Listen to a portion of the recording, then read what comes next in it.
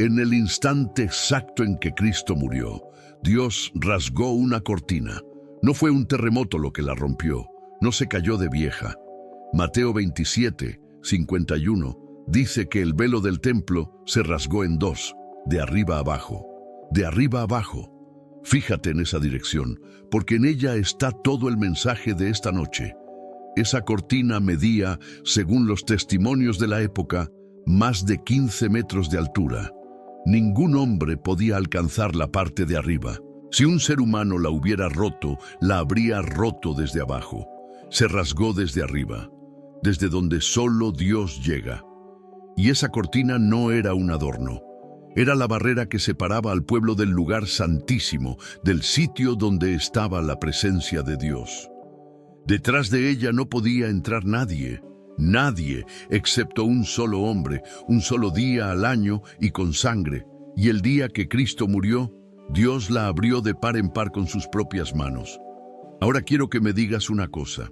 Si Dios rasgó esa cortina, ¿con qué autoridad la volvió a coser un hombre? Soy Charles Spurgeon. Y esta noche vamos a hablar de por qué millones de personas siguen contándole sus pecados a otro hombre para que las perdone, cuando el único que podía cobrar esa deuda ya la declaró pagada y quitó la barrera él mismo. Y te voy a dar el año exacto en que eso se volvió obligatorio. No fue en tiempos de los apóstoles, fue 1200 años después. Antes de seguir, quiero decirte cuál es mi propósito, porque me importa que no me malentiendas. Yo no vengo a atacar a nadie que se haya confesado. Si tú lo hiciste, o tu madre lo hizo, lo hicieron buscando a Dios. Y esa búsqueda era sincera. Y no vengo tampoco a decirte que no debas contarle tus cargas a nadie. Al final de este mensaje vas a ver que la Escritura manda algo parecido, aunque con una diferencia enorme que cambia todo. Vengo a decirte una sola cosa, que entre tú y el perdón de Dios no hay ninguna oficina, ninguna reja, ninguna tarifa y ningún hombre, y que eso costó una cruz. Escribe en los comentarios la palabra escritura si estás dispuesto a mirar el texto conmigo esta noche. Y déjame decirte algo antes de abrir la Biblia. Si este mensaje te da hambre de acercarte a Dios directamente, sin intermediarios y sin miedo, para eso preparé el devocional transformador. 7 días de poder con el Espíritu Santo, texto por texto. Está en el primer comentario fijado. Y si este canal abre las Escrituras como nadie más lo hace, suscríbete y activa la campanita. Ahora vamos al texto. Lo primero es entender qué era esa cortina, porque si no lo entiendes, no puedes medir lo que pasó cuando se rasgó. En el templo de Jerusalén había un lugar llamado el lugar santísimo. Ahí estaba la presencia de Dios entre su pueblo. Y delante de ese lugar colgaba un velo enorme, un tejido pesado que lo separaba de todo lo demás. Y las reglas eran severísimas. Solo el sumo sacerdote podía entrar, solo una vez al año, en el día de la expiación. Y nunca sin sangre. Levítico 16 lo describe con detalle, y la advertencia es de muerte. Si entraba en otro momento, moría. Piensa en lo que significaba eso para una persona común. Tú podías ser el hombre más devoto de Israel, podías amar a Dios con todo tu corazón y no podías acercarte. Había una cortina y del otro lado estaba Dios y tú no pasabas. Nunca, ni una vez en tu vida. Y toda tu relación con Dios pasaba por un hombre. El sacerdote llevaba tu sacrificio, el sacerdote entraba, el sacerdote intercedía. Tú te quedabas afuera esperando. Ese era el sistema, y era el sistema que Dios mismo había establecido por un tiempo para enseñar algo, que el pecado separa y que hace falta sangre para acercarse. Y ahora vamos al viernes de la crucifixión.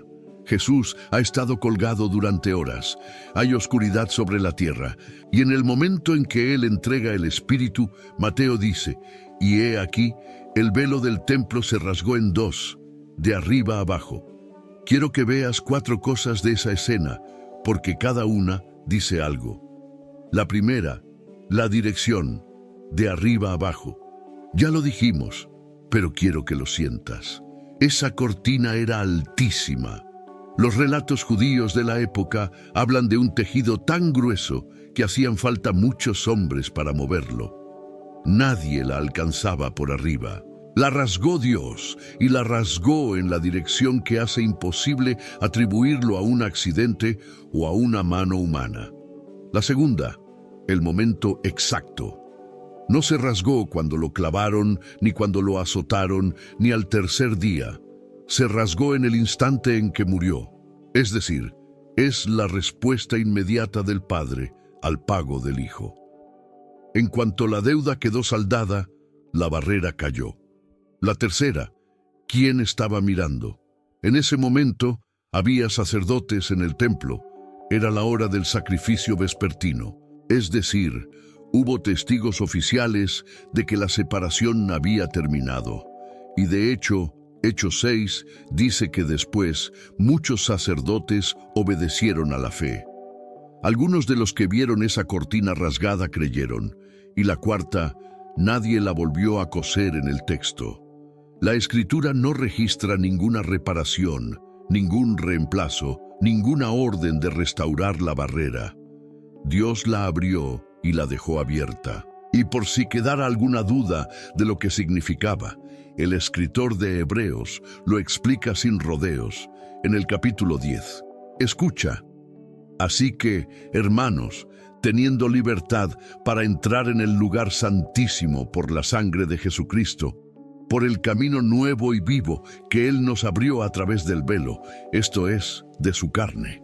Libertad para entrar en el lugar santísimo. Tú, el creyente común, en el lugar donde solo entraba un hombre, un día al año. Y sigue el texto.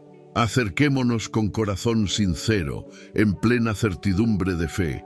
Acerquémonos, en plural, todos, sin sacerdote en medio. Y ahora la pregunta que tienes que hacerte, si el velo se rasgó, ¿de dónde salió la reja del confesionario? Y aquí quiero ser preciso, porque este punto tiene matices y no quiero exagerar nada. La costumbre de confesar pecados no nació en el siglo XIII. Existía desde muy antiguo, y en los primeros siglos funcionaba de una manera muy distinta de la que conocemos hoy. Y quiero que veas esa diferencia, porque es la clave de todo. En la iglesia primitiva, cuando alguien cometía un pecado grave y público, se confesaba delante de la congregación, delante de los hermanos. Era un acto comunitario, público, y era excepcional. No era un trámite regular, ni privado, ni obligatorio. Es decir, no había un hombre en una cabina escuchando en secreto los pecados de todos y administrando el perdón. Eso vino mucho después. Y ahora la fecha, que es la que quiero que compruebes tú mismo esta semana. En el año 1215 se celebró el Cuarto Concilio de Letrán. Y en ese concilio se estableció, como obligación para todo fiel, confesar sus pecados a un sacerdote al menos una vez al año. 1215. Detente ahí conmigo.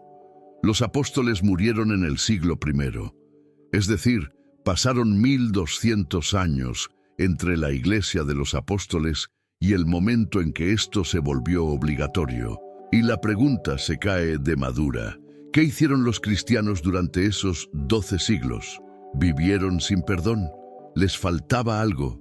¿Estaban todos en falta con Dios sin saberlo? ¿O es más sencillo lo contrario?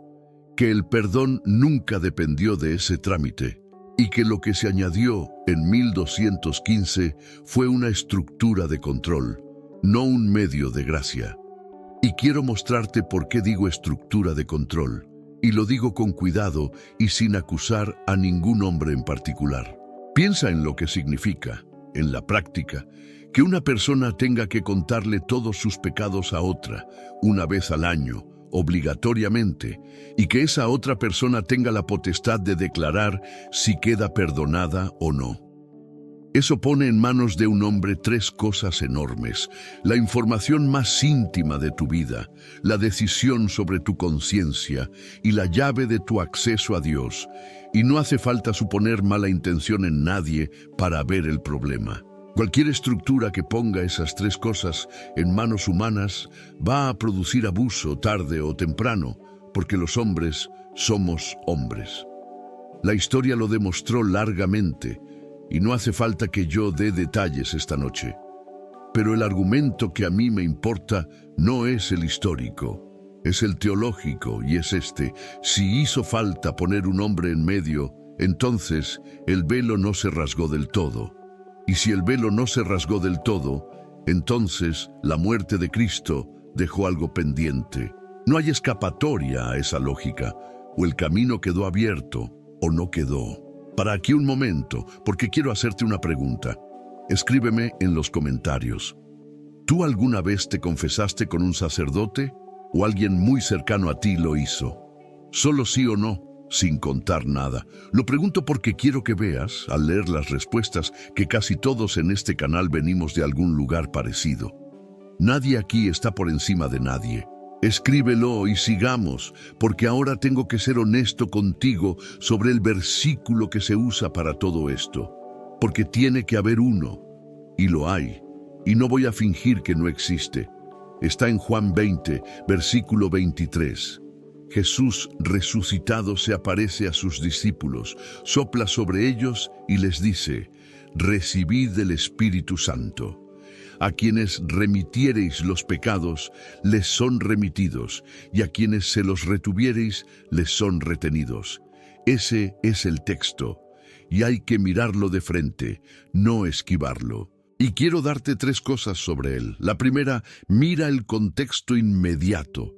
Ese pasaje es la comisión de Jesús a sus discípulos para predicar el Evangelio. Y el Evangelio es exactamente eso: el anuncio de que en Cristo hay perdón y fuera de Cristo no lo hay. Cuando un predicador anuncia que quien cree en Cristo es perdonado, está remitiendo pecados en ese sentido. Está declarando el perdón que Dios da. Y cuando anuncia que quien rechaza a Cristo permanece en su pecado, está reteniéndolos, es decir, está declarando que esa persona no tiene perdón mientras rechace al Salvador. Declarar no es lo mismo que conceder.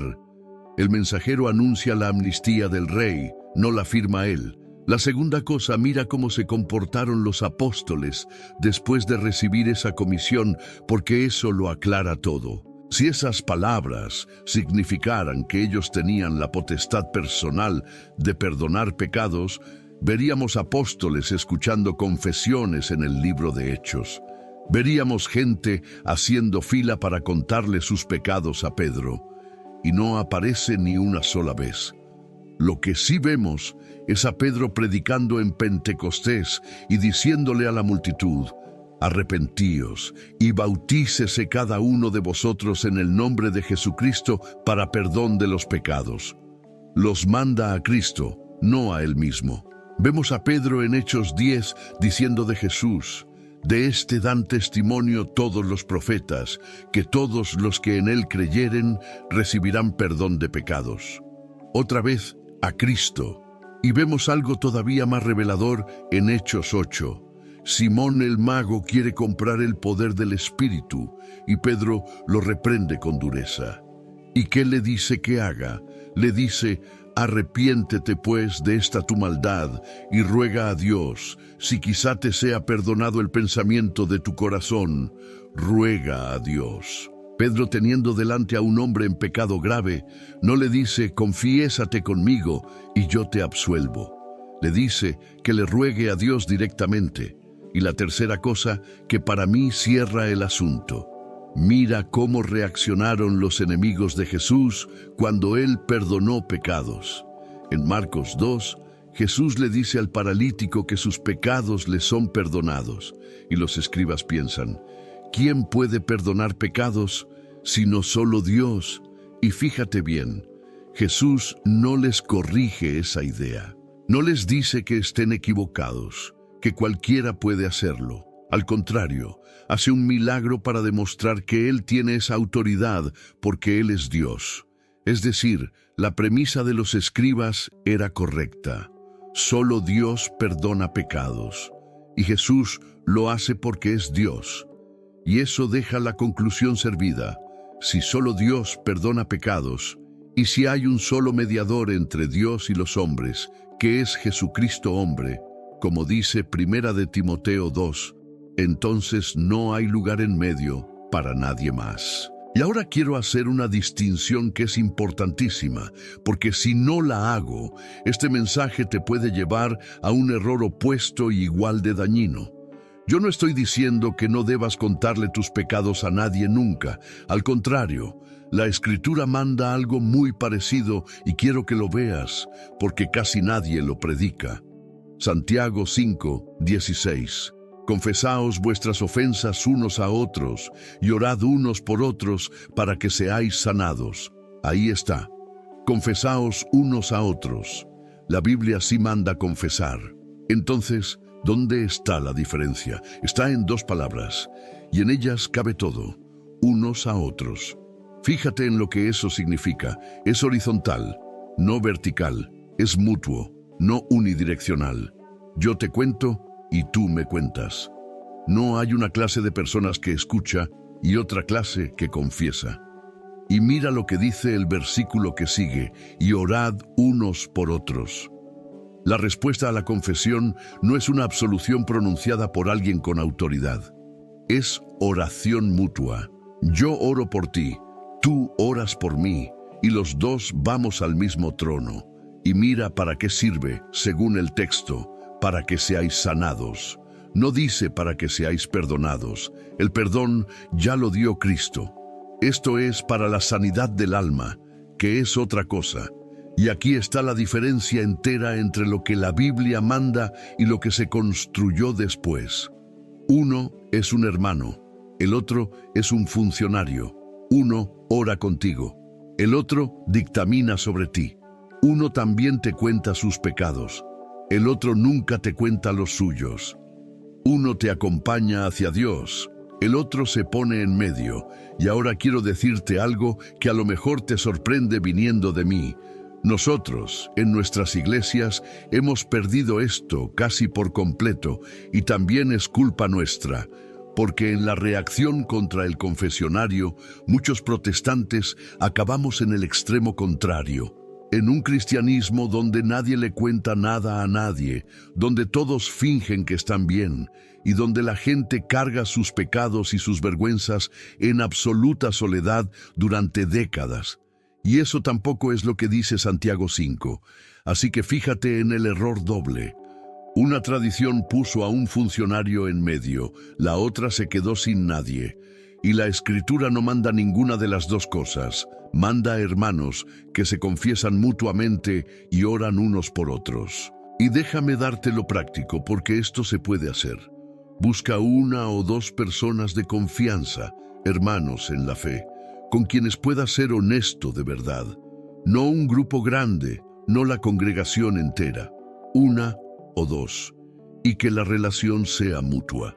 Si tú cuentas y el otro nunca cuenta nada, eso no es lo que Santiago describe. Eso es volver a crear la figura del que escucha desde arriba. Y busca que la respuesta sea oración, no dictamen.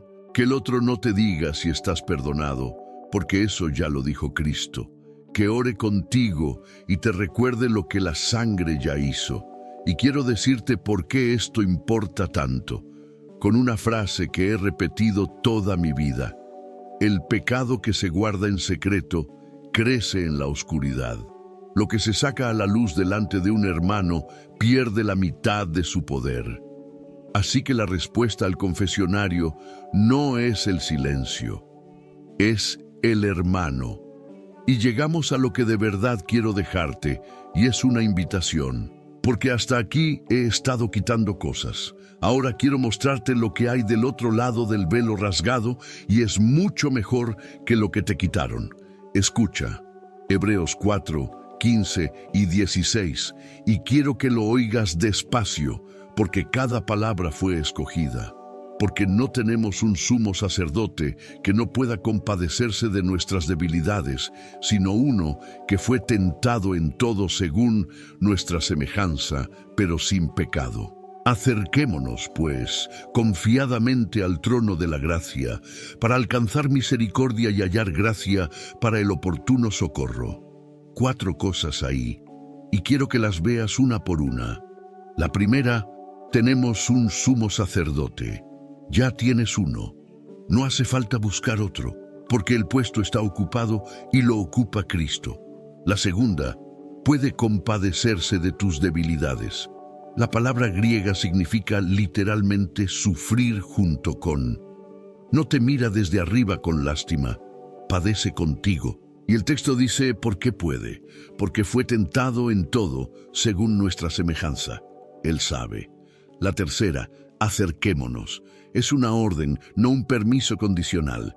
Y está en plural, todos, no unos pocos. Y la cuarta, la palabra que más me impresiona, confiadamente. En griego es parresía y significa hablar con libertad, decirlo todo, sin ocultar nada, sin medir las palabras, como quien tiene derecho de estar ahí. Esa es la palabra que Dios escogió para describir cómo debes acercarte a Él con tus pecados. Y ahora quiero que compares las 2 escenas, porque el contraste es brutal. En una, tú te arrodillas en un cajón oscuro, del otro lado de una reja, le hablas a un hombre que no ves, esperas su dictamen y recibes una tarea que cumplir. En la otra, tú te acercas confiadamente al trono del universo, hablas con libertad y sin ocultar nada, y encuentras misericordia y gracia para el momento en que la necesitas. La segunda es más difícil de creer, lo sé. Es demasiado buena y por eso a la gente le cuesta. Y por eso las estructuras intermedias siempre encuentran clientes. Porque el corazón humano prefiere un trámite que puede cumplir antes que un regalo que no puede merecer. Pero es la que está en el libro. Y quiero decirle algo a alguien concreto que sé que está escuchando. Si tú cargas algo que nunca le has contado a nadie, algo de hace 30 años, o de hace 30 días. Algo que te da vergüenza incluso pensar. Algo que te ha hecho sentir durante años que no tienes derecho a acercarte a Dios como los demás. Escúchame bien, no hay ningún trámite que tengas que hacer primero. No tienes que buscar a nadie que te autorice. No tienes que esperar a sentirte digno. No tienes que reunir méritos, ni cumplir una penitencia, ni encontrar la fórmula correcta.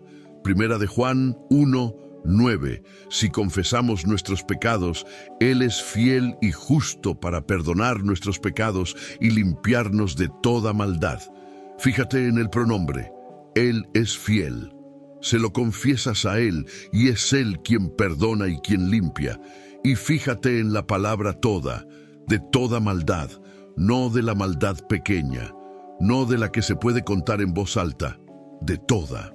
Y esa promesa está disponible ahora mismo, donde tú estés, en la silla en la que estás sentado, sin que nadie más se entere y sin que nadie más tenga que autorizarlo. Puedes hacerlo esta noche, antes de dormir, con tus palabras, sin fórmula, diciéndole a Dios exactamente lo que hiciste, sin adornarlo, y pidiéndole el perdón que Cristo ya pagó, y no hace falta que nadie te diga después si funcionó. Lo dice el libro. Y quiero darte una cosa más, porque hay un argumento que todavía no te he dado, y es el más grande de todos, y te va a sorprender. La pregunta que nos hemos hecho toda la noche era si hace falta un sacerdote entre tú y Dios. Y la respuesta de la Escritura no es que no haga falta ninguno. La respuesta es que tú eres uno. Escucha Primera de Pedro 2:9, y quiero que sepas a quién le está escribiendo Pedro. No a pastores, no a líderes, no a una clase especial. Le está escribiendo a cristianos comunes, gente sencilla, esparcida y perseguida, y les dice: mas vosotros sois linaje escogido, real sacerdocio, nación santa, pueblo adquirido por Dios, real sacerdocio, ustedes, los que estaban afuera del velo, Y Apocalipsis 1:6 lo dice todavía más directo: al que nos amó y nos lavó de nuestros pecados con su sangre y nos hizo reyes y sacerdotes para Dios, su Padre, nos hizo sacerdotes. Ya, está hecho. Y quiero que veas la magnitud de eso, porque cambia por completo el cuadro. Bajo el antiguo sistema, tú estabas del lado de afuera del velo y un hombre entraba por ti una vez al año. Ese era tu lugar, esperar afuera. Y lo que pasó en la cruz no fue que Dios te dejara entrar de visita, fue que te hizo sacerdote, te movió de fuera del velo adentro, te dio acceso permanente y te dio función. Y por eso la pregunta de esta noche se responde sola. ¿Necesitas un sacerdote para acercarte a Dios? Tú ya lo eres. Y tienes un sumo sacerdote que es Cristo, y no hace falta nadie entre los dos. Y esto tiene 3 consecuencias para tu vida, y quiero que te las lleves. La primera, tu oración no vale menos que la de nadie. No hay oraciones de primera y de segunda categoría. La oración de una anciana en su cocina llega al mismo trono, por el mismo camino, con la misma sangre, que la de cualquier hombre con título. Si alguna vez sentiste que necesitabas que alguien más orara por ti porque tu oración no era suficiente, eso no venía del texto. La segunda, tú puedes leer y entender la Biblia. Si eres sacerdote, tienes acceso al libro. No necesitas que nadie te autorice a interpretarlo y no necesitas creer que las palabras significan algo distinto de lo que dicen. Pide sabiduría. Contrasta con hermanos, lee con humildad, sí, pero lee. Y la tercera, que es la que más se olvida: si eres sacerdote, tienes función. Un sacerdote intercede por otros, así que tú puedes y debes orar por tu familia, por tus vecinos, por tu iglesia. Nadie tiene que hacerlo en tu lugar. Y déjame decirte algo, especialmente si tienes 70 u 80 años y llevas décadas creyendo que tu papel era esperar afuera mientras otros hacían el trabajo espiritual. Eso nunca fue así. Desde el día que creíste, Dios te puso adentro y te dio un oficio. Y a lo mejor nadie te lo dijo en 50 años. Y ahora tengo que ser honesto contigo, con la honestidad de un pastor. Lo primero, y es lo de siempre, no salgas de aquí a discutir con tu familia. Sé lo que va a pasar con algunos. Van a llegar a la comida del domingo con la fecha de 1215 en la boca. Y te pido que no lo hagas. Piensa en tu madre, que se ha confesado toda su vida y que sale de ahí con paz. Piensa en tu hermana. Ganar esa discusión no acerca a nadie a Cristo. Produce una cena tensa y una relación herida. Y no confundas a quien recibió una enseñanza con quien la impuso. Tampoco confundas al sistema con las personas. Hay sacerdotes que han acompañado a gente en momentos terribles con verdadera compasión, y muchos de ellos creen sinceramente lo que hacen. Mi problema no es con esos hombres, es con una estructura que puso una barrera donde Dios había quitado una. Lo segundo, y es una advertencia contra el error opuesto, porque es real y lo he visto muchas veces. Hay gente que sale de una tradición donde le contaba todo a un hombre y entra en una donde no le cuenta nada a nadie. Y cree que eso es libertad, y no lo es soledad. Ya lo vimos. Santiago 5:16 manda confesarnos unos a otros. Así que si de este mensaje sacas que ahora eres un cristiano autosuficiente que no le rinde cuentas a nadie, entendiste lo contrario de lo que dije. El acceso a Dios es directo. La vida cristiana es en comunidad. Lo tercero, y quiero decirlo aunque incomode, esta misma crítica se aplica a nosotros. Es facilísimo predicar contra el confesionario y no ver que en nuestras propias iglesias también hemos puesto hombres en medio. Cuando se enseña que hace falta la cobertura de un líder para que Dios te oiga. Cuando alguien tiene que aprobar tus decisiones personales para que sean válidas. cuando se insinúa que la unción de un hombre es lo que hace efectiva tu oración. Eso es un velo nuevo con otro nombre. Y el que rasgó el primero no autorizó ninguno de los otros. Y déjame contarte por qué esto me toca personalmente. Yo prediqué contra la idea de que un rito pueda hacer lo que solo la sangre de Cristo hace. Prediqué contra la regeneración bautismal, contra la enseñanza de que el agua salva por sí misma, y aquel sermón me costó la comunión con hombres a los que respetaba. Me llamaron divisivo, exagerado, imprudente. Hubo quien dejó de saludarme, y lo volvería a hacer, por una razón sencilla. Porque en el momento en que aceptas que hace falta un intermediario, ya no importa cuál. Hoy es un rito, mañana es un hombre, pasado mañana es una institución. Y el Hijo de Dios termina pidiendo permiso para acercarse a un padre que rasgó una cortina de 15 metros con sus propias manos, precisamente para que entrara sin permiso. Y quiero dejarte con una imagen. Imagina que un rey manda derribar el muro que rodeaba su palacio. Lo derriba él mismo, delante de todo el pueblo, y anuncia que a partir de ese día cualquiera puede entrar a hablar con él, a cualquier hora, sin cita y sin intermediario. Y pasan los años. Y los que administraban las visitas, los que antes llevaban los mensajes al rey, se quedan sin función. Entonces empiezan a construir poco a poco una cerca donde estaba el muro, no una muralla, una cerca modesta con una puerta pequeña y un hombre en la puerta. Y le explican a la gente que la puerta es por orden y por respeto. Y la gente, que ya no recuerda el día del derribo, hace fila. Y el rey sigue ahí adentro, en un salón vacío, esperando a los hijos que le dijo que entraran sin llamar. Esa cortina se rasgó de arriba a abajo en el año 33, cuando murió el Hijo de Dios, y nadie que haya nacido después tiene autoridad para volver a colgarla. Reunamos ahora lo que vimos esta noche. Primero, el velo del templo separaba al pueblo de la presencia de Dios, y solo un hombre entraba, un día al año, con sangre.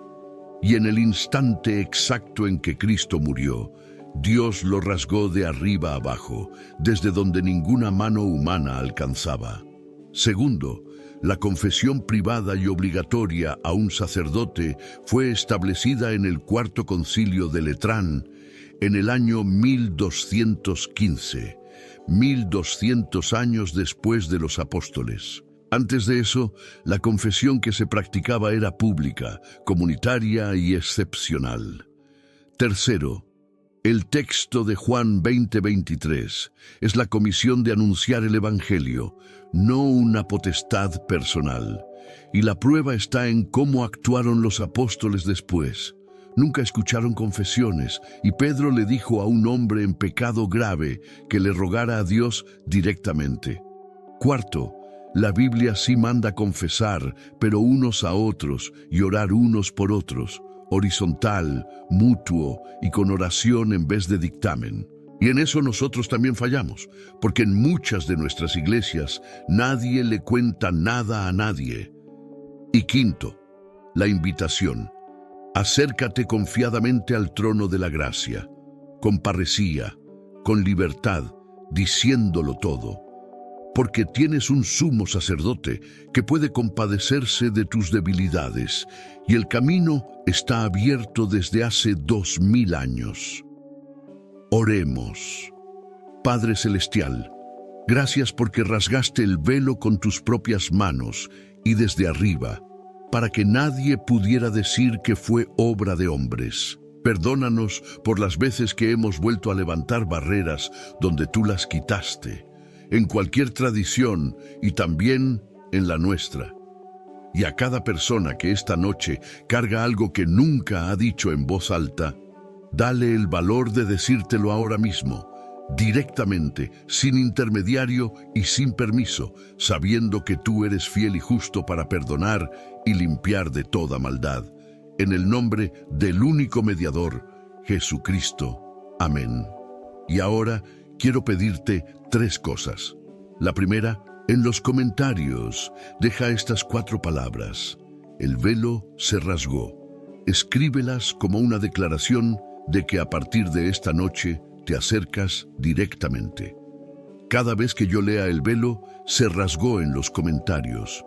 Voy a saber que alguien entendió que la puerta lleva 2000 años abierta y la regla de esta casa que repito cada semana, aquí discutimos textos, no personas. No insultes ninguna tradición, no te burles de nadie, no ataques a la familia de nadie. Todo comentario que ataque a personas lo voy a borrar. Segundo, en el comentario fijado te dejé el devocional transformador. 7 días para acercarte a Dios directamente, con escritura de verdad. Si algo de este mensaje te tocó, ese es tu paso de hoy. Y tercero, si esto te quitó una barrera, dale me gusta, porque hay muchísima gente que lleva años creyendo que necesita permiso para hablar con Dios.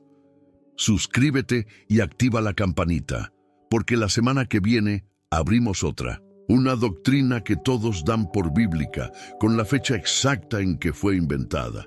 Y hasta entonces, guarda estas 4 palabras.